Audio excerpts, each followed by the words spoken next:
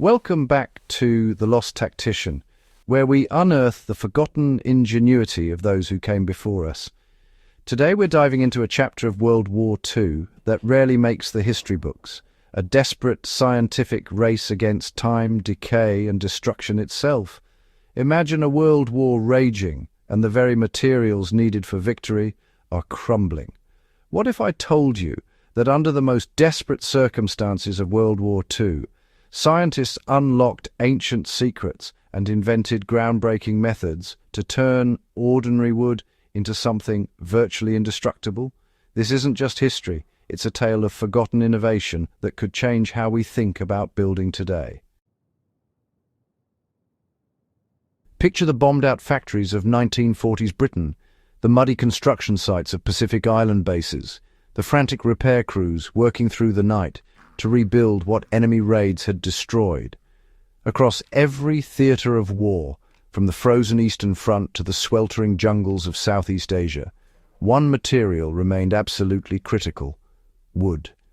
It built the barracks that housed millions of soldiers, the bridges that carried supply convoys, the crates that protected precious cargo crossing hostile seas.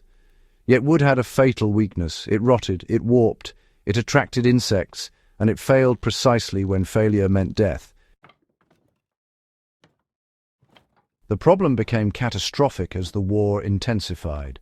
Traditional timber, exposed to the relentless assault of tropical humidity, saltwater spray, and temperature extremes, deteriorated at shocking speed. A bridge built in Burma might last mere months before fungal decay compromised its structural integrity. Barracks in the Pacific would become infested with termites within weeks. Even in European theatres, the constant dampness of trenches and temporary installations accelerated wood's natural breakdown.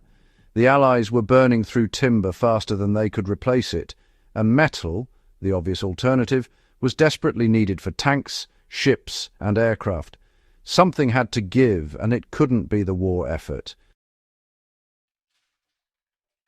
In laboratories across Allied nations, scientists who had spent careers studying peacetime applications suddenly found themselves conscripted into an unconventional war. Chemists, foresters, and materials engineers were pulled together with a single directive: make wood invincible and do it yesterday.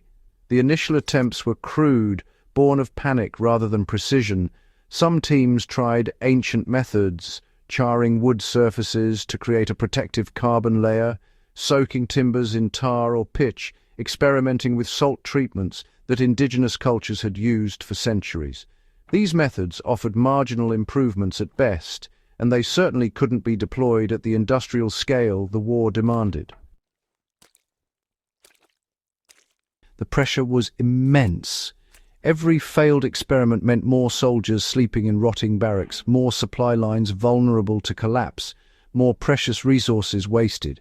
Engineers worked around the clock, testing hundreds of chemical combinations, temperature variations, and treatment durations. The laboratories smelled of wood smoke, chemical solvents, and, honestly, desperation.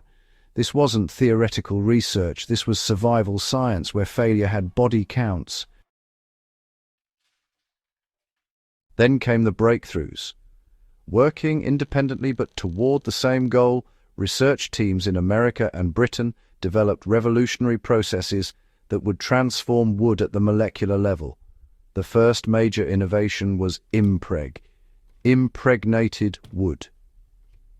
Scientists discovered that by saturating lumber with synthetic phenolic resins under carefully controlled conditions, they could fill the wood's cellular structure with a polymer that effectively locked out moisture. The resin bonded with the wood fibers themselves, creating a hybrid material that refused to swell, shrink, or decay, even in the harshest environments. But impreg was just the beginning. Pushing the concept further, researchers developed compreg, compressed impregnated wood.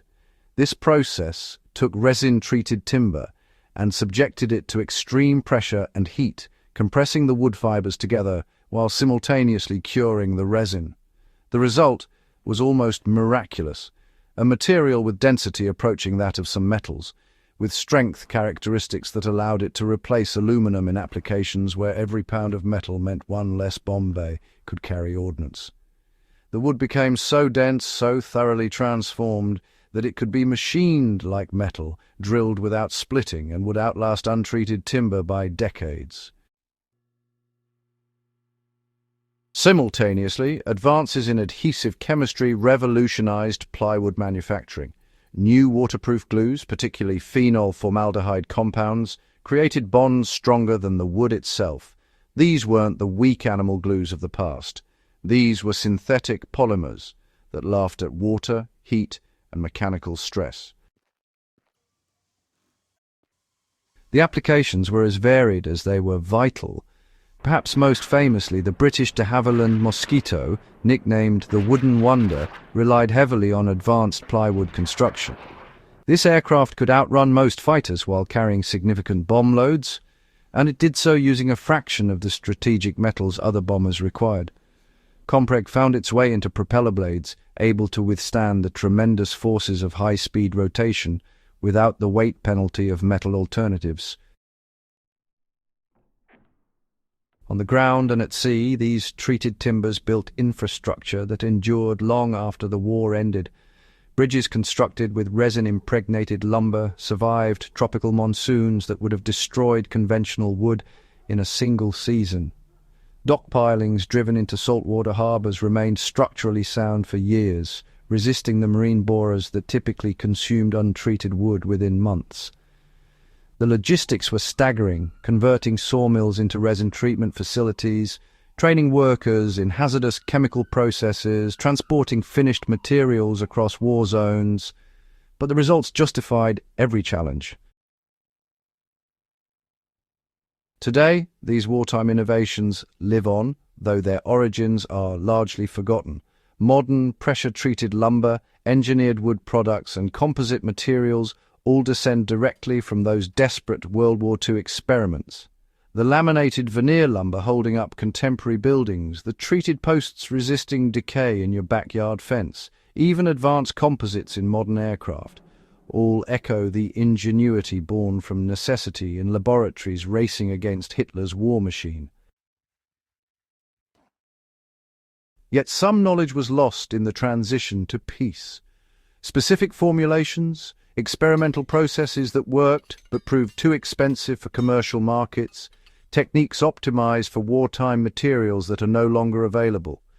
These remain buried in dusty archives, waiting for someone to need them desperately enough to rediscover them.